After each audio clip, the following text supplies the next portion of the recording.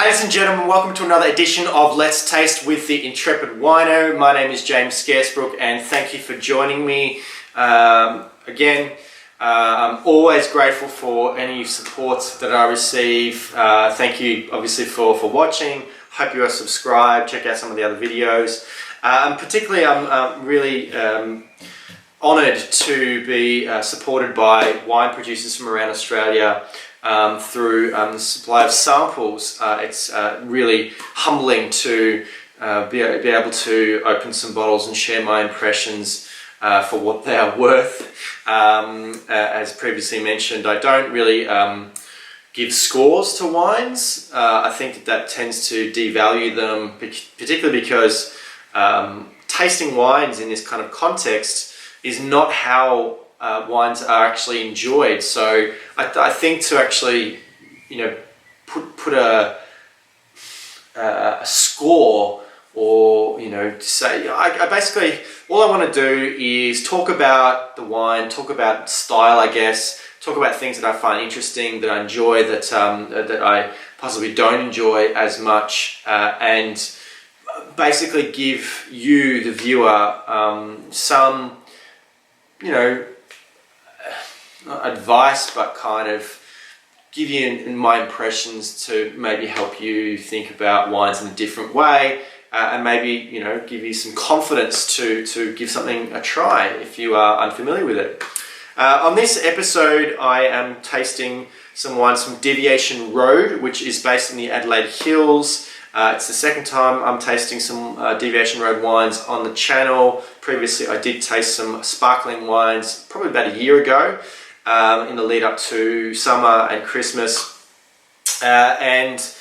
Sparkling wines is most definitely something that they're very well known for. Arguably, as far as a small producer, 100% family owned, Cool Climate, they are considered to be one of the best. I know that winemaker Kate Laurie is a very well respected winemaker, was a scholar at Len Evans Tutorial based in the Hunter Valley. So on this episode we are looking at the new vintage of their vintage Brut called Loftia, but we're also looking at their Sauvignon Blanc. Sauvignon Blanc is very, very closely connected with the Adelaide Hills, generally considered to be the most consistent region in Australia for Sauvignon Blanc.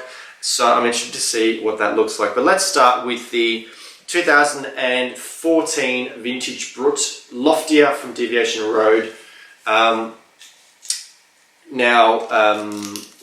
Classically you would see these being made from Chardonnay and Pinot Noir, potentially a little bit of Pinot Meunier, but in this case it is 50-50 Pinot Noir and Chardonnay. Definitely two varieties that are very well regarded in the Adelaide Hills, both for sparkling, depending on where it is, and also for still wine. Now I'm actually not going to use a flute for this one. A lot of people are now really coming back on saying whether or not you should use a flute for sparkling wine.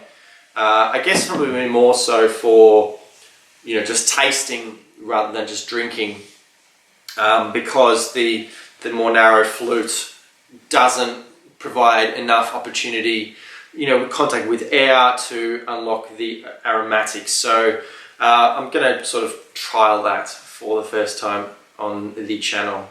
So let's have a look. Lovely fine bead, very, very delicate, almost can't even see the bubbles, they're so small. Lovely aromatics. The Pinot Noir is quite strong for me here. It's moving into some small red berry notes, but it does have some lovely pithy citrus notes as well, coming most likely from the Chardonnay.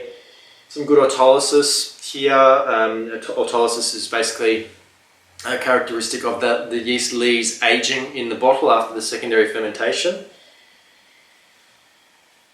Quite classic, really beautiful, Cool Climate expression. Let's taste.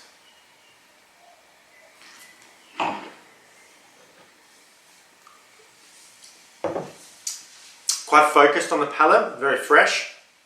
Nice carry through on the palate. The Pinot Noir, unsurprisingly, what I saw on the nose is really giving it plenty of bones towards the back of the palate, so it does have some nice richness. And again, seeing some lovely berry fruits, some sort of raspberry, cranberry notes, but that pithy lemon and orange kind of character is definitely coming through on the front of the palate. Very balanced. It's nice and complete. There's just a hint, just a little bit of a gap between the front and the back palate. But it is a very elegant, very fine sparkling wine. For recommended retail, $45. It is pretty good value. It is getting a lot tougher now with the amount of champagne that's being brought into Australia and the very competitive pricing you're seeing with the big retailers. But if you want an example of a small production, cool climate, Australian sparkling wine, I think that the Deviation Red Loftia is pretty good to look at. So very strong start, probably not surprisingly, as they have such a strong reputation for their sparkling wines. Okay, let's move on to the second wine, which is the 2016 Sauvignon Blanc, recommended retail $25. Typically, Sauvignon Blanc in the Adelaide Hills, the classic style is stainless steel fermented, and I wouldn't be surprised if that was the case, being reasonably recently released. 2016 still wasn't that long ago, based on the bottle being that kind of blue-green kind of clear example. I wouldn't be surprised if this was most definitely under a fermented in stainless steel. Really jumps out of the glass, very exuberantly aromatic, very much in that tropical, green tropical kind of notes, kiwi fruit, sort of green passion fruit, that kind of thing. Quite herbal, a little bit grassy. Very, very classic varietal characteristics for Sauvignon Blanc. And certainly has that kind of reductive edge to it, which I find comes from that stainless steel ferment, particularly for Sauvignon Blanc. But very, very recognisable Sauvignon Blanc, not dissimilar to the kind of Sauvignon Blancs you get from New Zealand and indeed the Marlborough region. Let's taste.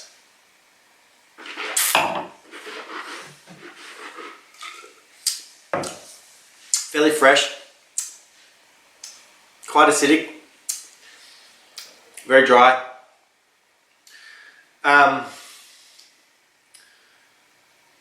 It's a bit thin. It's got nice expression of fruit. It's dry, but it sort of lacks a little bit of depth to it. But I guess for the style, most people who enjoy this style of Sauvignon Blanc are not really looking for much. It is a bit cold, I will admit, but I don't think that being closer to room temperature would be offering that much more. Look, for $25, I think that's absolutely fine. Most people who choose Sauvignon Blanc would go for this kind of style and enjoy it quite happily. Myself personally, I'd like to see a little bit more character on the palate. I'd like to see perhaps a little bit more ripeness and depth. It's coming at 12.5% alcohol, so that's fairly standard for Sauvignon Blanc. I think that the Loftia Vintage Brut is great, and I'd happily pay $45 for that. The Sauvignon Blanc, $25. I'm sure many people would like it. It's not really my style. I've just tasted some Sauvignon Blanc, which was, the other end of the spectrum. It was a barrel ferment style, and that looked quite different. But yeah, look, you will not find many people. Actually, no.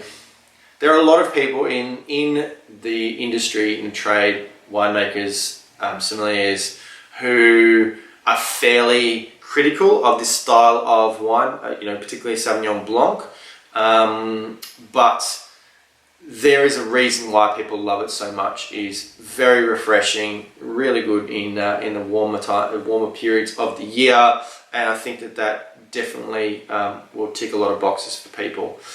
Thank you guys for watching this video. Thank you to Deviation Road for submitting these samples. I really have enjoyed sharing my impressions. Please do check out their websites and follow them on social media. Make sure that you hit that like button, share this video, and leave a comment below. Subscribe to the channel. You can check out over 100 different editions of Let's Taste. Make sure you come visit me at intrepidwino.com and follow me on social media at intrepidwino. But until next time, guys, cheers.